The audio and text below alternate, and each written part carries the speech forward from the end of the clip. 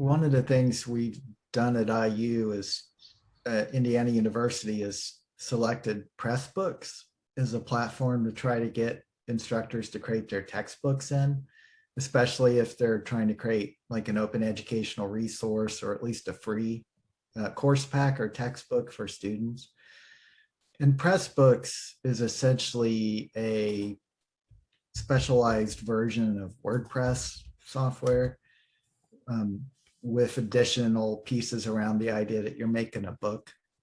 And it has the ability to actually go to publishers, but you can also output it as a PDF, and it knows pagination. But you can also export it as EPUB.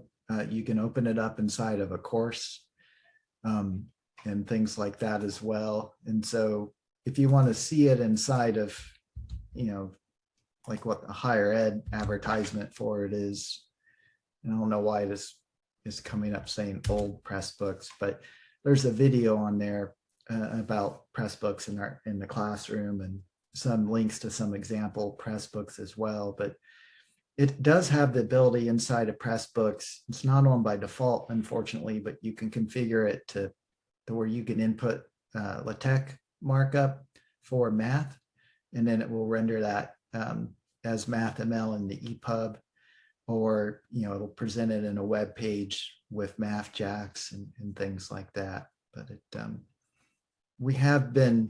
is pretty easy to make accessible STEM content using this platform.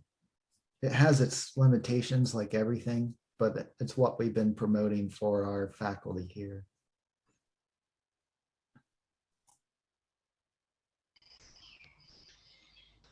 I'm going to make a suggestion. McGraw Hill, the Encyclopedia of Science and Technology. I'm being showed that. Do you want to talk about that? Yeah, this is a project that McGraw Hill undertook a number of years back to publish this encyclopedia, 20-volume encyclopedia, using tools that would help produce also a digital document or product. Let's just call it a product. It was done in SGML with an SGML document type definition, and entirely descriptive markup. It went to press from these SGML files and produced a pretty creditable work of typography, including math, chemical formulas, all done through this SGML source. So in the end, the only things that were kind of indigestible were sampled images that were photographs. Now, the thing that made the bridge between the SGML and the printed page was tech, and yet at the same time the SGML was primary, so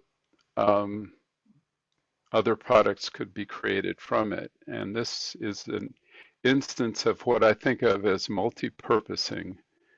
Of course, SGML is really old school now. It's been pretty much supplanted with XML. That's okay. XML has all the power that SGML did, and it still supports this multipurposing. So I'm going to circle back to something Kelly mentioned. I think, Kelly, you're looking at people who are creating documents, creating content, and people who are consuming content.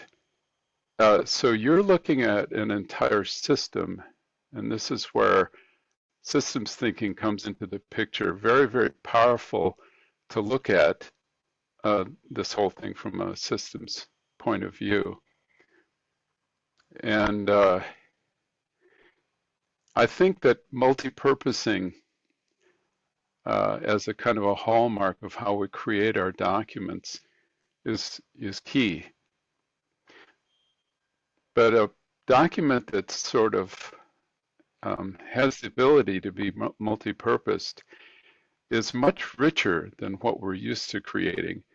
Therefore, it's more expensive to produce. And this particular project by McGraw-Hill was significantly more expensive in production than other approaches, which, by the way, would not have allowed the multi-purposing, and the residue of one edition would be completely unusable by the succeeding edition, and encyclopedias, of course, need to be kept up to date. So that's a significant value. So that's kind of how I'm bringing all these pieces together. In that case study, what kind of other renderings besides the hardback print copy did they actually, what other products did they produce from that? And did they recoup that extra expense?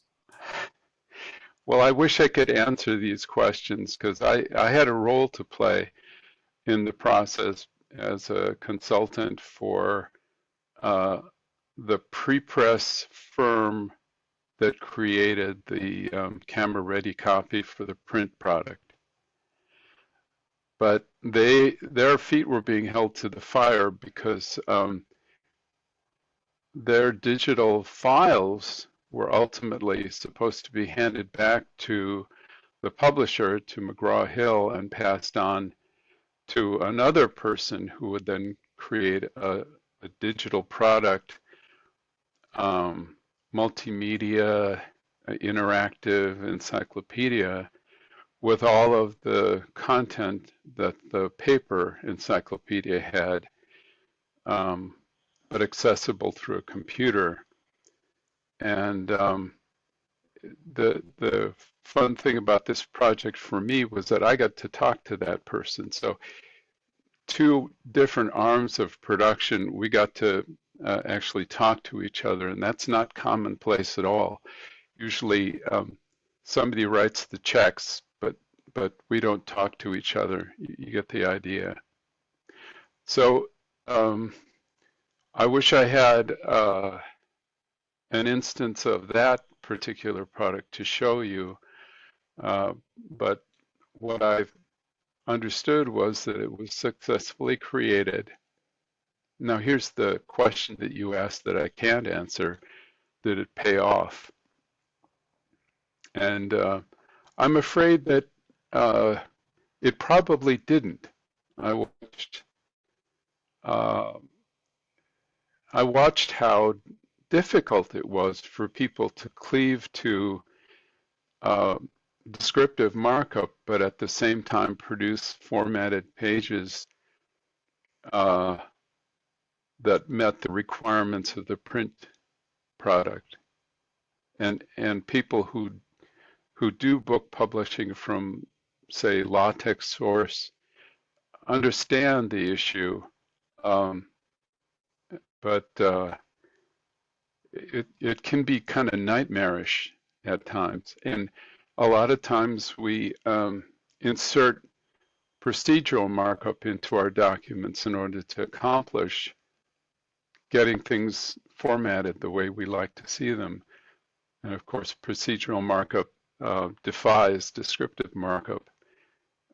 Fortunately, with SGML, I was able to encapsulate all of the procedural markup in what are called processing instructions. So it was simply a process of stripping out all of the processing instructions from the SGML stream, and it sort of restored the document to its original descriptive markup. So that's how things look under the hood.